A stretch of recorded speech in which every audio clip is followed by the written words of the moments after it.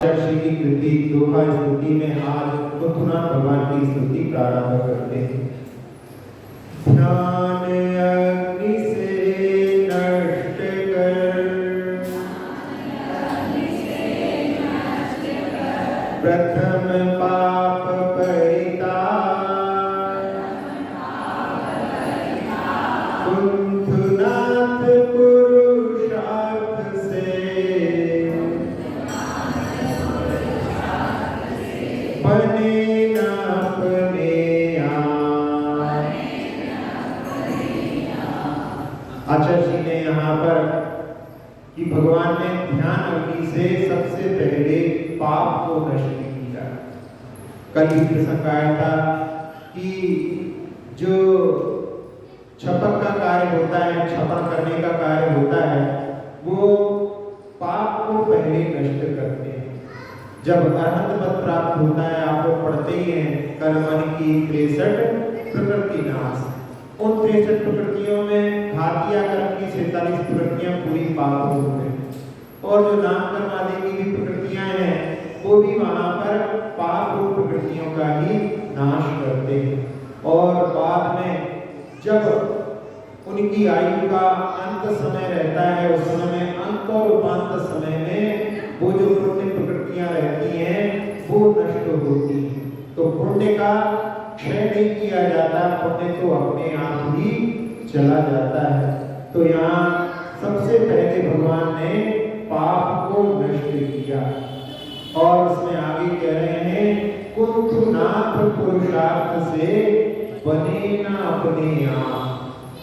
यहाँ जो श्रवण संस्कृति है, जहाँ पर श्रम किया जाता है अपने उत्थान का, यहाँ भगवान के उपदेश में कि श्रम करो अपने आत्मा के उत्थान के लिए, अपने आत्मा के कल्याण के लिए। लेकिन बीच में कुछ ऐसी हवा भी आ गई कि उन्होंने ऐसे अर्थ को निकाल दिया कि जो कुछ होना है सब कुछ निश्चित है, क्रमबद्ध पर्याय, उसकी व्याख्या करते हुए कि बस भगवान ने जो कुछ देखा है वो सब कुछ निश्चित है, इसलिए अपने को कुछ नहीं करना, श्रम करने का काम ही नहीं, ऐसी जो है व्याख्या करने लगे। और उसमें बहुत सारे लोग गाफिल होने लगे, ये अच्छा धर्म है, इसमें कुछ नहीं करना है अपने लिए। वैसे ही व्यक्ति आलसी होता है, मोही होता है, और ऐसा उपदेश मिल जाए फिर तो कहना ही नहीं क्या। तो ऐसे जो है उपदेश के माध्यम से भ्रमित करने वाली बात जो आई है, वो उसमें जो पंडित टोडरमल जी है वो वहां पर कहते हैं कि यदि तुम्हें ऐसा सच्चा सिद्धांत है कि जो कुछ होना है निश्चित है, तो सर्वत्र कोई कार्य का उद्यम मत करो। यदि खान पान में, व्यापार आदि में तो उद्यम करो, और यहाँ होनहार बताओ, तो जानिए तुम्हारा सच्चा अनुराग यहाँ नहीं। तो ऐसे जो है क्रमबद्ध पर्याय की व्याख्या करने वाले इस प्रकार के माध्यम से दृष्टि डालें, जबकि भगवान ने क्या उपदेश दिया है, भगवान ने क्या जाना, इससे हमारा प्रयोजन नहीं, लेकिन भगवान ने क्या उपदेश दिया। भगवान ने तो अपने आत्मा के कल्याण के लिए पाप से दूर होने का और धर्म के मार्ग को अंगीकार करने का उपदेश दिया है। जहां कुंद स्वामी प्रवचन सार में कह रहे हैं, पड़िबद्धतु सामण्यम यदि इच्छसि दुख परिमोक्ष। यदि तुम दुख से मुक्ति चाहते हो तो श्रवण धर्म को अंगीकार करो। ऐसा उपदेश भगवान ने जो दिया है उस पर दृष्टि न डाल करके भगवान ने क्या जाना है उस पर यदि अपन दृष्टि रखते हैं। और साथ साथ में एक बात और चलती है कि कहाँ तो निश्चय की बात करते हैं, और निश्चय में से भगवान तो केवल अपने आत्मा को जानते हैं, व्यवहार में से भगवान सब कुछ जानते हैं। तो उस व्यवहार में से जानते हैं, उस व्यवहार की बात को जो है मुख्य कर दिया, जो निश्चय की बात है उसकी ओर दृष्टि नहीं डालते। तो यहाँ पर भी जो है उनकी जो नीति में वहां पर मिलावट दिखाई देती है। इसलिए जो पुरुषार्थ करने का जो मार्ग है उसके लिए यहाँ पर बतलाया गया है। जहाँ पहले भी एक बार कहा था कि आचार्य कुंद स्वामी ने सपड़ी व्याख्या हवदी का जितने भी जो चीजें होती हैं सब प्रतिपक्ष से सहित होती है। ये बात मानते हैं क्योंकि जनाब में ऐसा भी उपदेश आता है कि उन्होंने कह दिया कि ऐसा ऐसा होगा, तो कुछ नियत पर्याय भी होती हैं और साथ साथ में नियत है तो अनियत पर्याय भी होती है। जब श्वेतवाहन मुनिराज जो कि राजा थे, जिन्होंने सुन करके कि उनके पुत्र के ऊपर संकट आया है, उन्होंने छोटे पुत्र को राज देकर के दीक्षा ले ली थी और उस बुरी अवस्था में ही उनके मन में युद्ध की स्थिति निर्मित हो गई। जब राजा श्री वहां से निकले, उन्होंने देखा कि इनके चेहरे पर तो रौद्र भाव आ रहे हैं। गौतम स्वामी से पूछा तो उन्होंने कहा कि यदि वो स्थिति अंतर्मुख से ज्यादा रही तो वो नरक आयु के बंद के योग्य परिणामों के माध्यम से नरक आयु बांध सकते हैं। यदि शब्द जो है जहां पर आया है वहां पर जब भी ये यदि आता है तो वहां पर दो रास्ते बन जाते हैं। यदि ऐसा है तो ऐसा होगा, यदि ऐसा है तो ऐसा होगा। तो वहां पर निश्चित नहीं है, ये बात गौतम स्वामी बतला है। तो ऐसे जो है श्रवण परंपरा में पुरुषार्थ का उपदेश दिया है। इसीलिए आचार्य जी ने लिखा कि कुंथनाथ पुरुषार्थ से बने ना बने आप। तो ये हमारे लिए प्रेरित करता है कि जो मार्ग बतलाया है भगवान ने, उस पर हमें दृष्टि डालना है।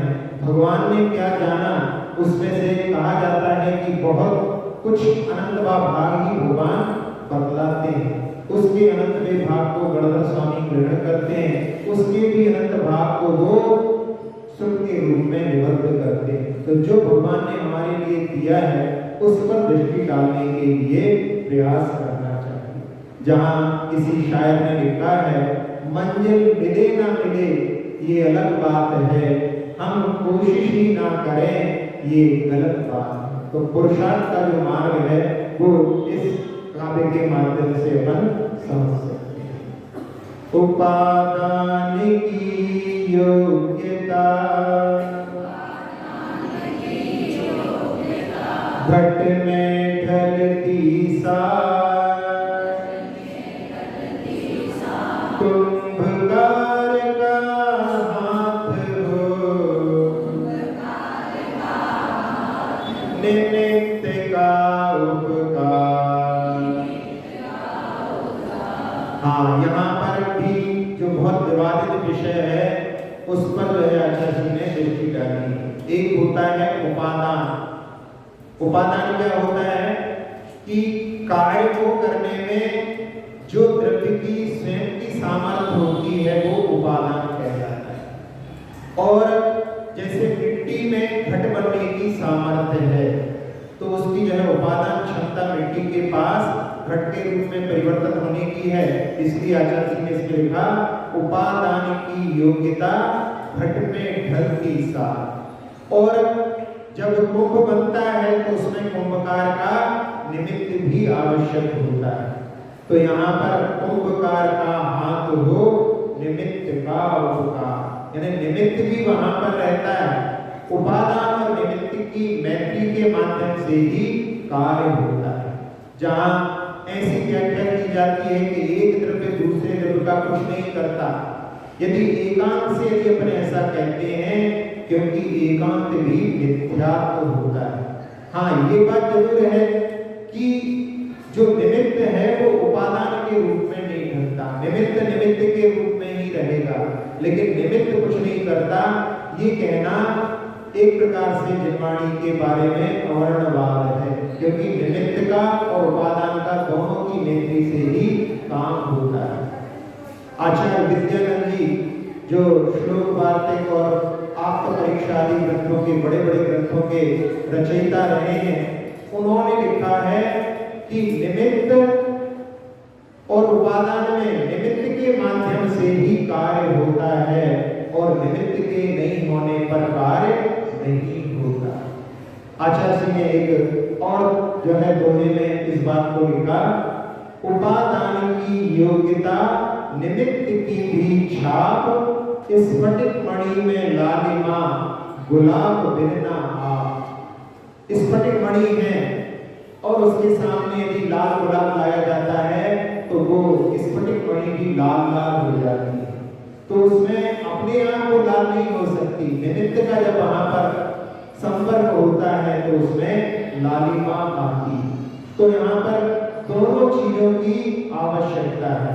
इसीलिए आचार्य जी ने मूक माटी में भी इस उपादान और निमित्त के लिए लिखा कि केवल उपादान कारण ही कार्य का जनक है, यह मान्यता दोषपूर्ण लगी। निमित्त की कृपा भी अनिवार्य है। हाँ, उपादान कारण ही कार्य में ढलता है, यह अकाट्य नियम है, किंतु उसके ढलने में निमित्त का सहयोग भी आवश्यक है। इसे यूं कहें तो और उत्तम होगा कि उपादान का कोई यहाँ पर मित्र है तो वह निश्चय से निमित्त है, जो अपने मित्र का निरंतर नियमित रूप से गंतव्य तक साथ देता है। तो ऐसी जो है निमित्त और उपादान की मैत्री जिनागम में दर्शाई गई है। यदि उसको केवल की निमित्त अकिंचित कर है, कुछ नहीं करता, एकांत से कहते हैं, तो वो वहां पर मिथ्यात्व को उत्पन्न करने वाला होता है। बर्डी जी के सामने एक बार एक विद्वान की निमित्त कुछ नहीं करता, वो वहां पर कह रहे थे और कहते कहते अपने साथ में कुछ लेख भी लेकर के आए थे। इसी बीच में उन्होंने अपना चश्मा उतार करके रख दिया और फिर बाद में जो है पेपर निकाल करके उनको पढ़ने के लिए तैयार होते उसके पहले बर्नी जी ने उनका चश्मा उठा करके पीछे रख दिया। अब वो चश्मा ढूंढने लगे तो बर्नी जी ने कहा कि अभी आप कह रहे थे कि निमित्त तो कुछ नहीं करता, अब बिना चश्मे के पढ़ो। तब उनको समझ में आया कि निमित्त का भी उपकार होता है। एक जो बांसुरी वादक था, बांसुरी बहुत अच्छी बताता था, एक बार किसी ने निवेदन किया कि सुनाओ, तो वो वहां पर नखरे करने लगा। तो किसी से काम निकालना होता है तो प्रशंसा की जाती है, तो उससे कहा कि मूल्य तो है तुम्हारी श्वास का, वरना ये तो है टुकड़ा मात्र बांस का। यानी इसमें आपकी श्वास से ही मधुर स्वर टूटते हैं। जब प्रशंसा की तो वो बजाने लगे और बजाते बजाते इतने उसमें लीन हो गए कि समय का ख्याल नहीं रहा। तो उन्होंने कि अब ये तब रुकेंगे जब इनको छेड़ दिया जाए, तो उनसे कहा कि मूल्य क्या है तुम्हारी श्वास का, गर ना होता ये टुकड़ा बांस का। कि जो तुम्हारे स्वर में मधुर स्वर टूट रहे हैं, ये इस बांसुरी के निमित्त से हो रहे हैं। यदि ये बांसुरी नहीं होती तो तुम्हारे स्वर में मधुरता उत्पन्न नहीं हो सकती। तो यहाँ पर उपादान और निमित्त दोनों की जो है मैत्री के कारण ही कार्य होता है।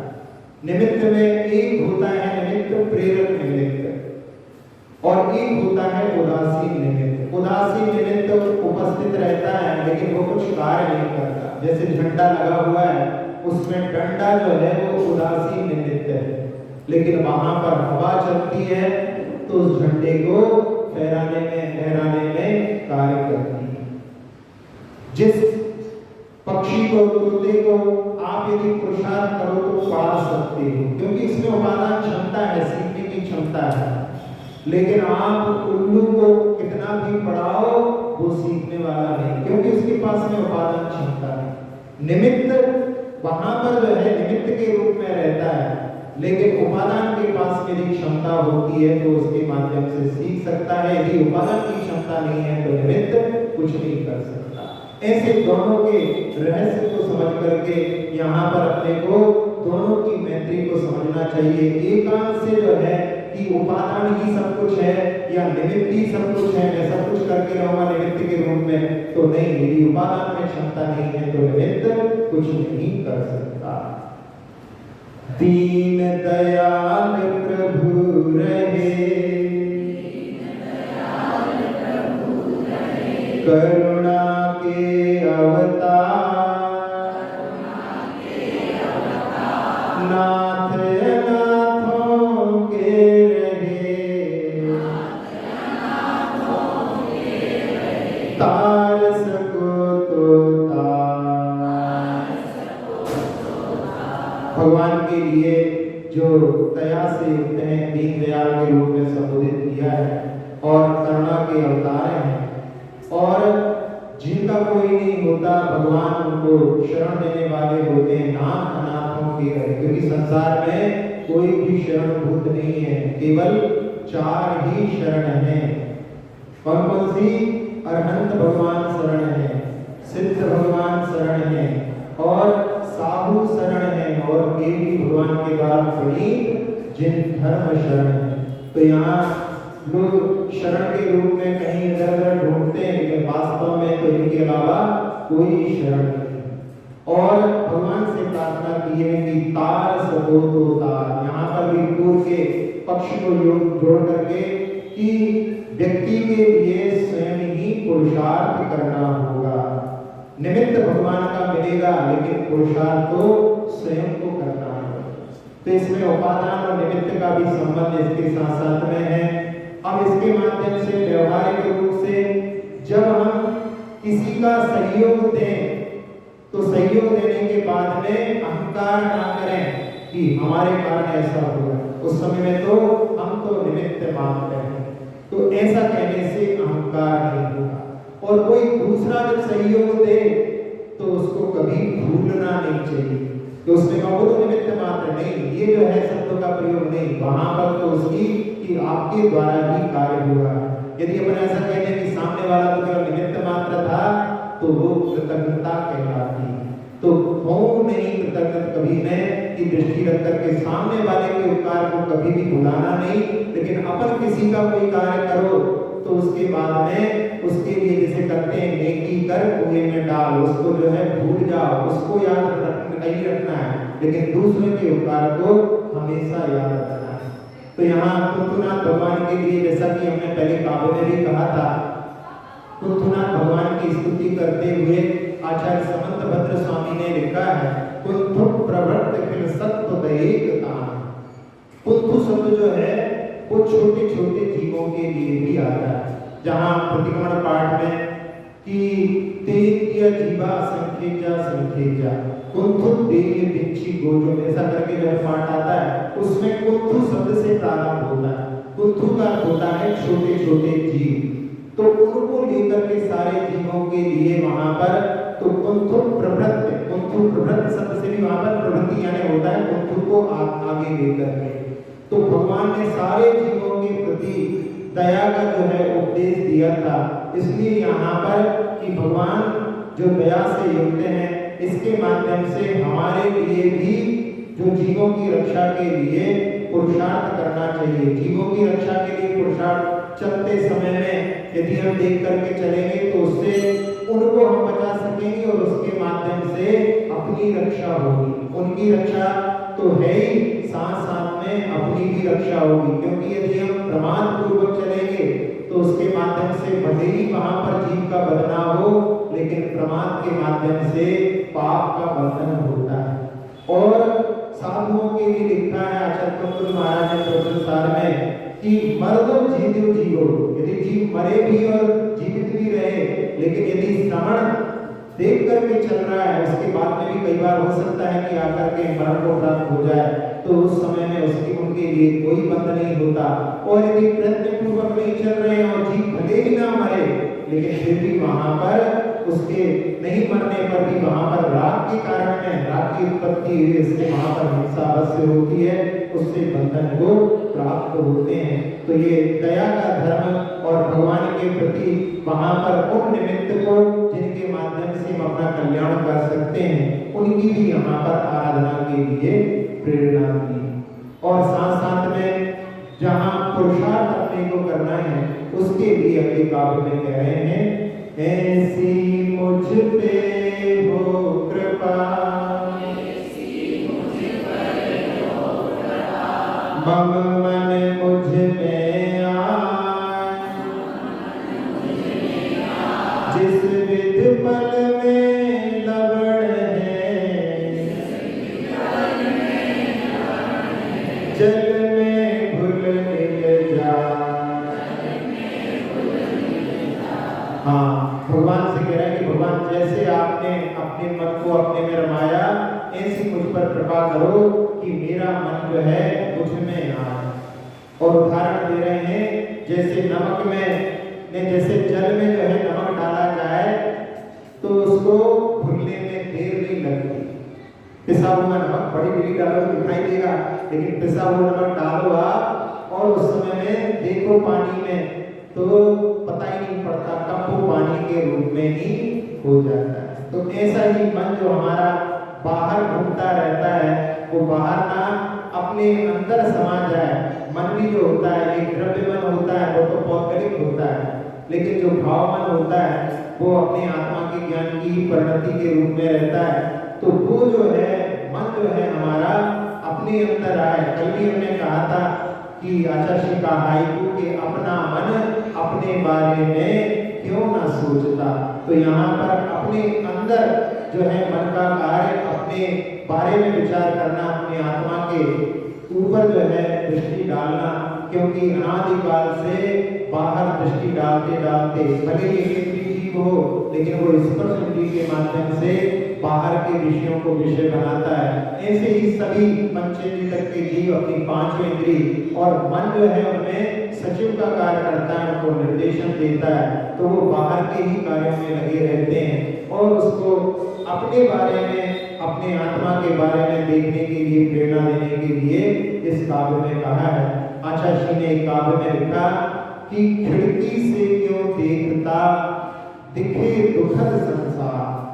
बाहर जब देखते हैं तो संसार में बहुत सारे जीव जो हैं दुखी हैं, तो उस समय में संसार जो है दुख रूप है ये बाहर देखने पर। और उसके बाद कह रहे हैं खिड़की में अब देख ले दिखे सुखद साकार। अब खिड़की से बाहर ना जा करके अपने उपयोग को जो है अंदर की ओर लगाओ, जिससे अपना आत्मा जो है सुखद और साकार जैसी अपने शरीर का आकार है उसी आकार में दिखलाई देगा।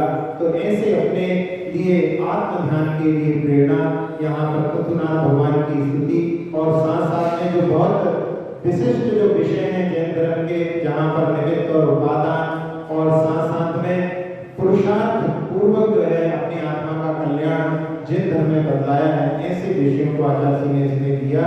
इति श्री कुंतुनाथ जिनेन्द्राय नमो नमः। अक्षर पद मात्रा से दूषित वचन अगर ममहीन रहे और प्रमाद कषाय के वश में सम्यक अर्थ विलीन किए। जिन वाणी माता मेरी उन सब त्रुटियों को क्षमा करें, दें आशीष शीघ्र हम सबको केवल लब्धि रमा मिले।